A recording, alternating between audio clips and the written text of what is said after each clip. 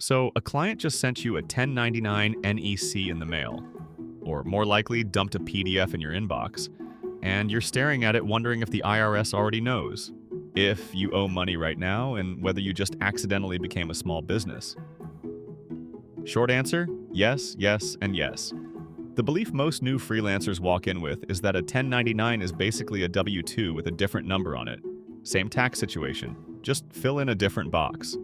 The data tells a different story.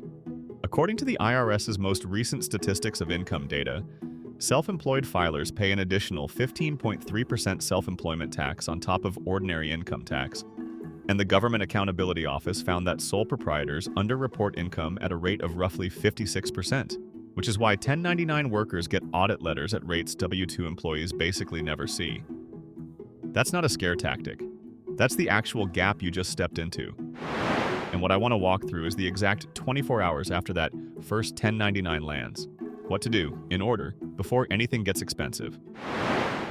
Let's start with the piece of paper itself, because 90% of the panic comes from misreading it. A 1099 NEC, that's non-employee compensation, reports what one client paid you during the calendar year. The IRS gets an identical copy. That's the part people miss. When your client mailed you that form, they also filed it with the IRS. So the number in box 1 is now sitting in a database with your social security number attached. If you leave it off your return, the matching system flags it, usually within 12 to 18 months, and you get a CP 2000 notice with penalties and interest tacked on. The threshold for a client to issue one is $600 or more in a year. That was permanent under the American Rescue Plan cleanup, and it hasn't budged. But, and this is the part nobody tells you, you owe tax on freelance income even if no 1099 is issued. Made $400 dog walking on Rover, and they never sent paperwork? Still reportable. The 1099 is a receipt for the IRS, not the trigger for your obligation. Now, the first thing I'd actually do in the next 24 hours has nothing to do with taxes. Open a second checking account. Not a business account yet, just a separate personal checking account at whatever bank you already use, which takes about 8 minutes online. Every dollar a client pays you goes in there. Every business expense comes out of there. That single move does more for your sanity at tax time than any software, because when you hand your Schedule C to a preparer or plug it into TurboTax, you're not untangling grocery runs from software subscriptions across the same debit card. Honestly, I think most freelancers overcomplicate this. You don't need an LLC on day one, you don't need a business credit card, you just need one clean account. The LLC conversation is a whole separate video, and in most states, it does absolutely nothing for your taxes in year one. Once the account exists, the next move is the one that saves you the most money and the one people delay the longest. Start setting aside taxes from every single deposit. Here's the formula, and it's not scary once you see it.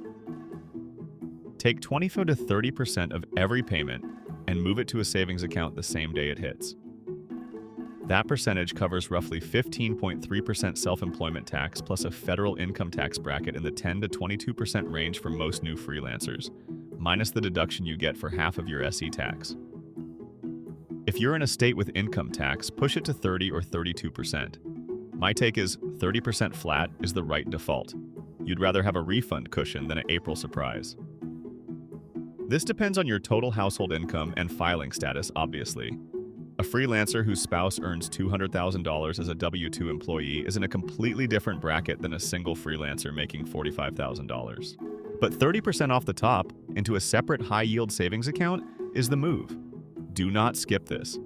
The single biggest reason freelancers end up on IRS payment plans is they spent the gross when they only earned the net. That savings bucket feeds into quarterly estimated taxes, which is the thing that scares people most and shouldn't. The IRS wants its cut 4 times a year: April 15th, June 15th, September 15th, and January 15th of the following year. You send it via IRS Direct Pay, which is free, takes about 3 minutes, and doesn't require an account. The safe harbor rule is what I'd anchor to. If you pay in either 90% of what you'll owe this year or 100% of what you owed last year, 110% if your prior year adjusted gross income was over $150,000, you avoid the underpayment penalty entirely.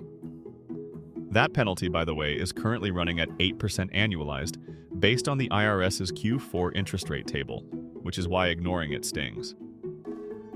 First year freelancing, you had no prior year self-employment tax, so hitting safe harbor is often as simple as matching whatever you paid through W-2 withholding last year. Quarterly taxes feel like a bureaucratic maze, and they're really just 4 calendar reminders and a bank transfer. Now let's talk about the phrase that gets abused more than any other in freelancing. Just write it off. I hear it constantly, and it's almost always wrong. Writing something off doesn't mean the government pays for it. It means the expense reduces your taxable income, so you save your marginal tax rate on it. If you're in the 22% federal bracket and you buy a $1,000 laptop, you save $220 in federal tax plus another $153 in self-employment tax if it's fully deductible against SE income. Call it $370 total. You still spent $630 of your own money. Under Section 162 of the tax code, an expense has to be ordinary and necessary for your trade, meaning common in your line of work and helpful to it. A podcast mic for a podcaster? Ordinary and necessary. A Peloton because you work from home? Not so much, no matter what your CPA cousin told you at Thanksgiving. Keep receipts, log the business purpose, and when in doubt, err on the side of not deducting the borderline stuff. The audit rate on Schedule C filers reporting between $25,000 and $100,000 of income is roughly 1.4%, according to the most recent IRS data book, which sounds small until you're the one getting the letter. The last piece I want you to think about in this first 24 hours isn't due tomorrow, but it's the single biggest lever you have and the one I see freelancers wait 3, 4, 5 years to pull.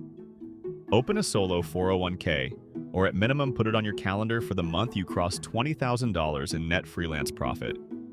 For 2026, per IRS Notice 2567, the employee deferral limit is $24,500, plus another $8,000 catch-up. If you're 50 or older, and a super catch-up of $11,250 for ages 60 to 63. On top of that, as your own employer, you can contribute roughly 20% of net self-employment income, all the way up to a total defined contribution ceiling of $72,000 in 2026. That's a staggering amount of tax-deferred space that a W-2 employee simply cannot access. Fidelity and Schwab both offer solo 401ks with no setup fees. And here's the historical context most people don't know.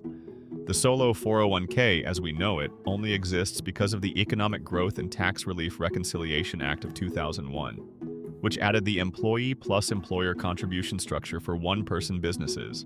Before that, self-employed folks were stuck with SEP IRAs, which cap out much lower for most income levels. The rule change was 25 years ago, and freelancers are still sleeping on it. Compare that to the IRA route, which is the default most new freelancers reach for.